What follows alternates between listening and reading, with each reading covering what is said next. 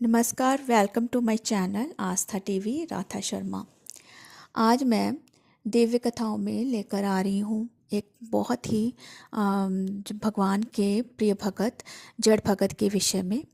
जड़ भगत एक भगत थे जिन्होंने अपनी भक्ति और निष्ठा से भगवान को प्रसन्न किया था। वह एक गरीब और साधारण व्यक्ति थे, लेकिन उनकी भक्ति ने उन्हें महान बना दिया था। दिव्य कथा में आगे बढ़ते हुए आपको बता रही हूँ कि जड़ भगत के पिता उन्हें पंडित बनाना चाहते थे, किंतु बहुत प्रयत्न करने पर भी वे एक भी श्लोक याद ना कर सके। उनके पिता ने उन्हें जड़ समझ लिया। पिता की मृत्यु के पश्चात माँ भी चल बसी। कुटुंब में रह गए उनके भाई और भाभियाँ। जड़ भरत के साथ बहुत बुरा व्यवहार करती थी। जड़ भरत इधर उधर मजदूरी करते थे। जो कुछ मिल जाता था खा लिया करते थे और जहाँ जगह मिलती थी वहाँ सो लिया करते थे। सुख दुख और मान सम्मान को एक समान समझते थे। उनके जीवन में बहुत कठिनाइयाँ आती थी, परंतु फिर भी वे विचलित नहीं होते थे। सुख और दुख को एक समान समझते थे। भाइयों ने जब देखा कि उनके छोटे भाई के कारण उनकी अप्रतिष्ठा हो रही है, तो उन्होंने उन्हें खेती के काम में लगा दिया। जड़ भरत रात दिन खेतों में रहते और खेतों की रखवाली करते थे। वे शरीर से बड़े स्वस्थ और हट्टे कट्टे थे। एक दिन राजा रहुगन पालकी पर बैठकर आत्मज्ञान की शिक्षा लेने के लिए कपिल मुनि के पास जा रहे थे। रास्ते में उन्हें पालकी के लिए एक कुम्हार की आवश्यकता पड़ गई। तो मार्ग में जा रहे थे तो एक कुम्हार की आवश्यकता पड़ गई, क्योंकि रास्ते में एक कुम्हार की मृत्यु हो गई थी।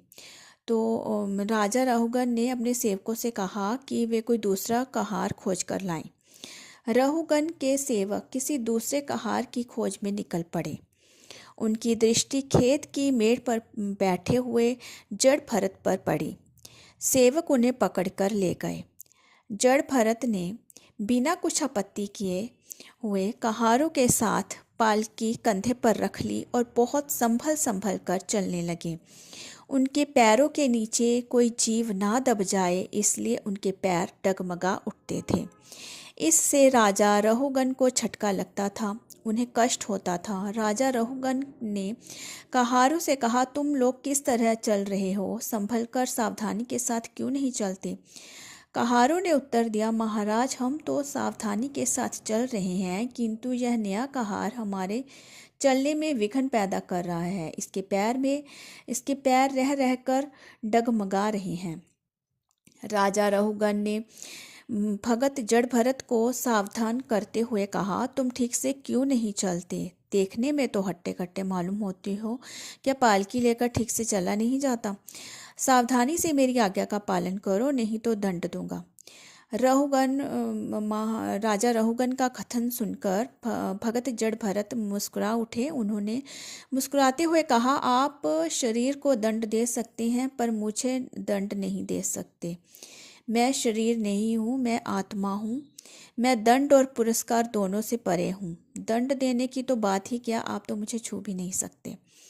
जड़ भरत की ज्ञान भरी वाणी सुनकर राजा रहुगन विस्मय की लहरों में डूब गए। उन्होंने आज्ञा देकर पालकी नीचे रखवा ली। पालकी से उतरकर कहा उसने पालकी से उतरकर भगत जड़ भरत को कहा कि महात्मन, मुझे क्षमा कीजिए, कृपया बताइए आप कौन हैं? कहीं आप वे कपिल मुनि ही तो नहीं है जिनके पास मैं आत्मज्ञान की शिक्षा लेने के लिए जा रहा हूँ? जड़ भरत ने उत्तर दिया, राजन, मैं ना तो कपिल मुनि हूँ और ना ही कोई ऋषि हूँ। मैं पूर्व जन्म में एक राजा था। मेरा नाम भरत था। अब जड़ भरत जी भगत जड़ भरत जी हैं, जो अपने पूर्व जन्म के बारे में राजा को बता रहे हैं कि वो पिछले जन्म में एक राजा थे और उन्होंने भगवान श्री हरि के प्रेम में और भक्ति के लिए घर बार छोड़ दिया था। वे बता रहे हैं कि मैं हरिहर क्षेत्र में जाकर रहने लगा था, किंतु एक मृग शिशु के मोह में फंसकर मैं भगवान को भी भूल गया। मृग शिशु का ध्यान करते हुए जब शरीर त्याग किया तो मृग का शरीर प्राप्त हुआ। मृग का शरीर प्राप्त होने पर भी भगवान की अनुकंपा से मेरा पूर्व जन्म का ज्ञान बना रहा। मैं ये सोचकर बड़ा दुखी हुआ कि मैंने कितनी अज्ञानता की थी। एक मृगी के बच्चे के मुंह में फंसकर मैंने भगवान श्री हरि को भुला दिया था। राजन, जब मैंने मृग शरीर का त्याग किया तो मुझे यह शरीर प्राप्त हुआ, अर्थात जो अब ये जड़ भरत जी बने हैं ये वाला शरीर उन्हें प्राप्त हुआ। और यह शरीर प्राप्त होने पर भी मेरा पूर्व जन्म का ज्ञान बना रहा। मैं यह सोचकर कि मेरा यह जन्म व्यर्थ ना चला जाए, अपने को छुपाए हुए हूँ और मैं दिन रात परमात्मा रूपी आत्मा में लीन रहता हूँ। मुझे शरीर का बिल्कुल ध्यान नहीं रहता। राजन, इस जगत में ना तो कोई राजा है, ना प्रजा है, ना कोई अमीर है, ना कोई गरीब है, ना कोई मनुष्य है, ना कोई पशु है। सब आत्मा ही आत्मा है, ब्रह्मा ही ब्रह्मा है। राजन, मनुष्य को ब्रह्मा की प्राप्ति के लिए प्रयत्न करना चाहिए। यही मानव जीवन की सार्थकता है, यही श्रेष्ठ ज्ञान है और यही श्रेष्ठ धर्म है। राजा रहुगण भगत जड़ भरत जी से अमृत ज्ञान पाकर तृप्त हो गए।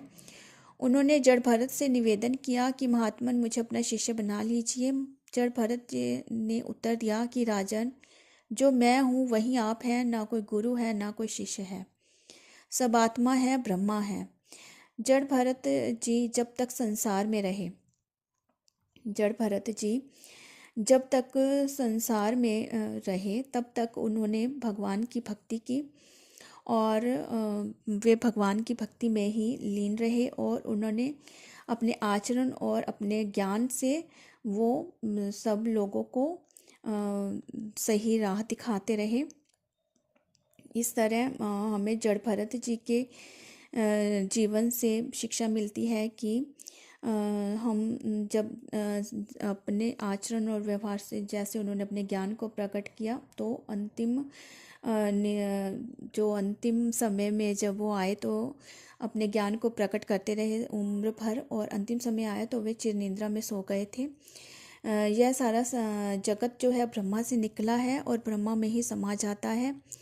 ब्रह्मा की इस लीला को जो समझ पाता है उसी को जगत में सुख और शांति प्राप्त होती है। इस तरह आज मैंने आपको जड़ भरत जो भगत जड़ भरत जी हैं उनके विषय में आपको जानकारी दी है। आशा करती हूँ आपको ये जानकारी अच्छी लगी होगी, यह दिव्य कथा आपको पसंद आई होगी।